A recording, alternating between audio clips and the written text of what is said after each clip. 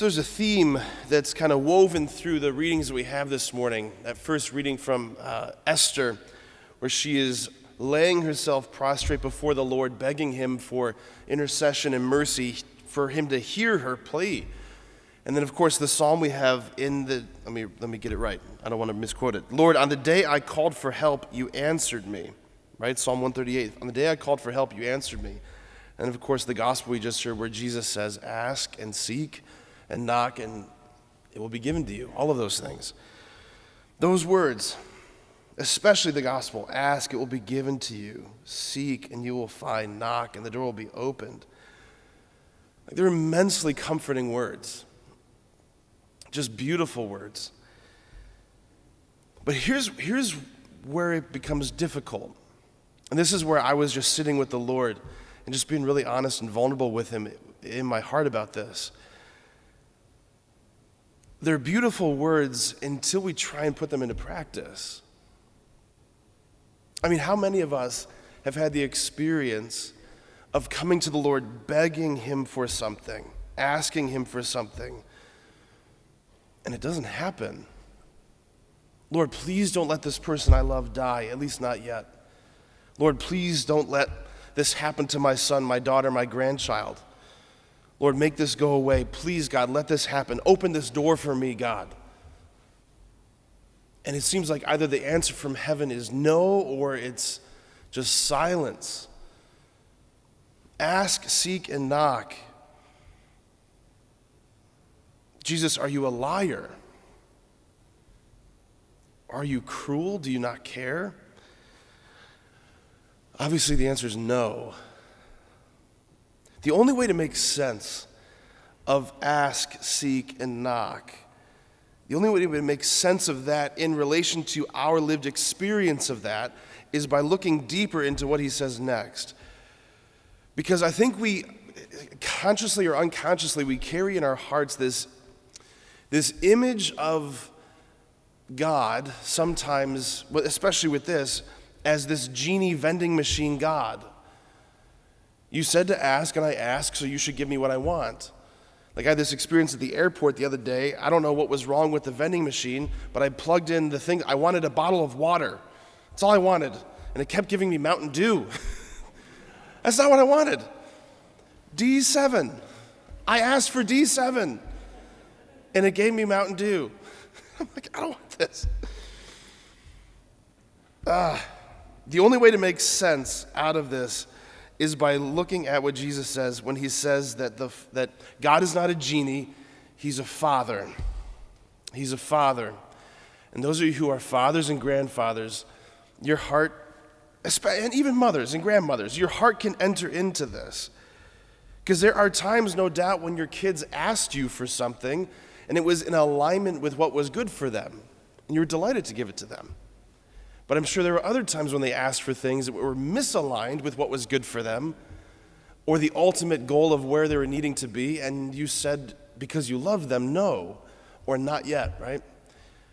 Like I can remember asking my dad, when I was 9, 10 years old for Christmas, I wanted a metal detector for Christmas. That was the big gift that I wanted. I asked for a metal detector, Christmas came, I got a metal detector, right? Ask, and good things are given to you. But I also remember when I was maybe 11 years old, my friend Chris Linko, he and I had the brilliant idea of we were going to make a high ropes course in our backyard. 11-year-old engineers, we knew how to do this. I asked my dad if we can go to Ace Hardware to buy some rope and some carabiners. He said, what for? I said, Chris and I are going to make a high ropes course in the backyard. And he was like, no, you're not. I was absolutely incredulous that he said no. I could not believe that he said no to me.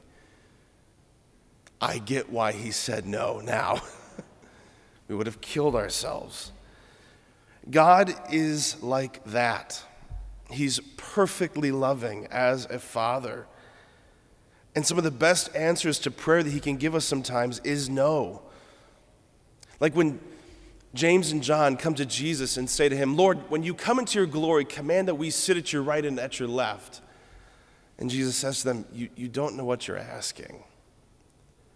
How often we come to him demanding or thinking, I think I know what's best for me. And the Lord's like, you don't know what you're asking. Like, here's the problem. We think sometimes that we're asking for a loaf of bread. We think we're asking for a fish. But because we can't see the full picture, we don't realize it's actually a stone. It's actually a scorpion. It's actually a snake. Because we don't see the full picture. This is God's heart. It's the heart of a father who is always at all times willing our highest good, which includes our suffering. He doesn't prevent us from experiencing the great intimacy, the gift of suffering, because it brings us into communion with his Son. I was thinking about a line from C.S. Lewis where he says that he makes this distinction between fatherly love and grandfatherly love. Nothing against grandfathers. I love my grandfathers. But as you grandpas out there, you know there's a way you love your grandkids that's different than how you love your own kids, right? It's true. And this is what C.S. Lewis said. What would really satisfy us would be a God who said of anything we happen to like doing, what does it matter, so long as they are contented? We want, in fact, not so much a father in heaven as a grandfather in heaven, a senile benevolence who, as they say, liked to see young people enjoying themselves, and whose plan for the universe was simply that it might be truly said at the end of each day, a good time was had by all. We have a God who's not a grandfather but a father, who begs us to trust him. He says, ask, seek, and knock. It's good. Be in relationship with me. Bring your heart to me. Bring your desires to me. Trust me. But at the end of the day, abandon yourself to my providence. Abandon yourself to the knowledge that I'm working out your salvation, that every circumstance of your life somehow is the most optimal situation or circumstance to bring about your greatest sanctification. If that weren't true, he wouldn't be good. He wouldn't be loving. So we have to abandon ourselves to him and trust. Again, it always comes back to trust. I want to end with this. This is the prayer of abandonment by St. Charles de Foucauld. This can be our prayer for the day, for our lives, I guess. Father, I abandon myself into your hands. Do with me what you will. Whatever you may do, I thank you. I'm ready for all. I accept all. Let only your will be done in me and in all your creatures. I wish no more than this, O Lord. Into your hands I commend my soul. I offer it to you with all the love of my heart.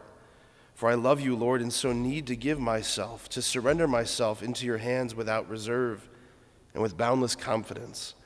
For you are my Father. Amen.